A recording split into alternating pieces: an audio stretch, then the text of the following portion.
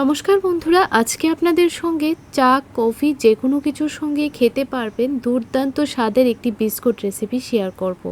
চাইলে বাচ্চাদের টিফিনেও কিন্তু দিয়ে দিতে পারবেন। এইভাবে বিস্কুটগুলো বানিয়ে 1 মাস পর্যন্ত রেখেও খেতে পারবেন, একদমই কিন্তু খারাপ হবে না। আর কতটা মুচমুচে হয়েছে বিস্কুটগুলো দেখুন একবার। এগুলো বানিয়েছি আটা দিয়ে। পুরো ভিডিওটা দেখার অনুরোধ রইল। রেসিপিটি আশা করছি আপনাদেরও ভালো লাগবে। তো বিস্কুটগুলো বানানোর জন্য একটা বাউলের মধ্যে নিয়ে নিচ্ছি একটা মেজারিং কাপ মেপে 1 কাপ আটা। যেই কাপ মেপে আটা নিয়েছিলাম সেই কাপটা দিয়ে হাফ কাপ দিয়ে দিলাম সুজি, সামান্য একটু নুন দিয়ে দিলাম, আর দিয়ে দিলাম 1 টেবিল স্পুন নারকেল কোড়া। আর নারকেল কোড়াটাকে আমি ভালো করে কিন্তু হালকা একটু ড্রাই রোস্ট করে নিয়েছিলাম, নারকেলের ভেতরের যেন জলটা একদমই চলে যায়। আপনারা চাইলে এখানে বাজারের নারকেলের গুঁড়োটাও দিতে পারেন। ভালোভাবে মিশিয়ে নেবার পর একটা বাটির মধ্যে নিয়ে নিলাম হাফ কাপ চিনি।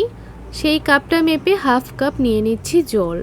এখানে আপনারা চিনির বদলে গুড় দিয়েও কিন্তু বিস্কুটটা তৈরি করতে পারবেন। তো সামান্য একটু নাড়াচাড়া করে মিশিয়ে নিচ্ছি। এইভাবে হালকা একটু মিশিয়ে নেবেন, চিনিটা যেন একদমই গলে না যায়। এরকম দানা দানা থাকলে বিস্কুটগুলো খেতে কিন্তু আরও বেশি ভালো লাগবে। তো চিনি মেশানো জলটা সবটা দিয়ে দিলাম, এখন ভালো করে মেখে নেব।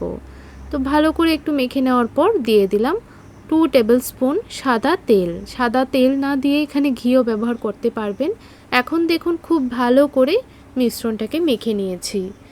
এই ডোটাকে খুব ভালো করে মিশিয়ে নেবেন, আর এরকম একটা টাইট ডো বানিয়ে নিতে হবে। ডোটা যেন খুব বেশি নরম না হয়। এখন আমি কিচেন স্ল্যাবের উপর ডোটাকে নিয়ে নিলাম, তারপর বেলনি দিয়ে একটু মোটা করে বেলে নিচ্ছি।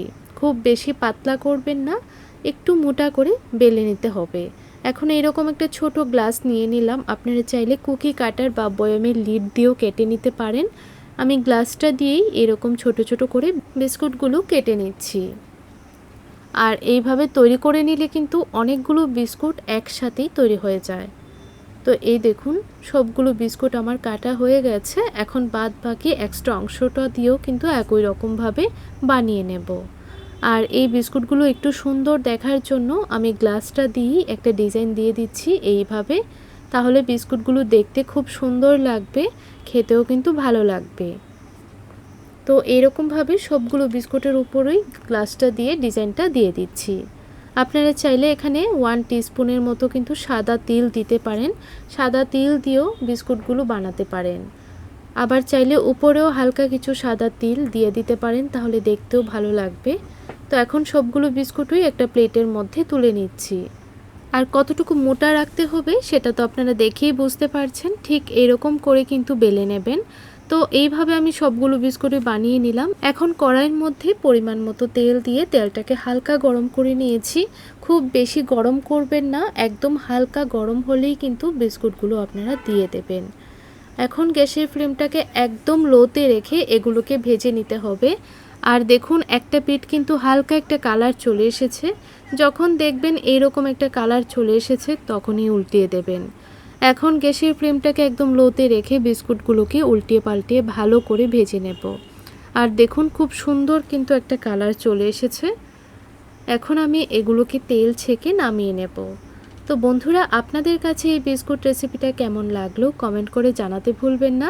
ভিডিওটা দেখে ভালো লেগে থাকলে চ্যানেলটিকে সাবস্ক্রাইব করে রাখতে পারেন। এই ধরনের আরও নতুন নতুন রেসিপি আমার চ্যানেলে দেওয়া আছে, চাইলে চ্যানেলটি ভিজিট করতে পারেন। আর রেসিপিটি ভালো লাগলে লাইক শেয়ার করে পাশে থাকবেন।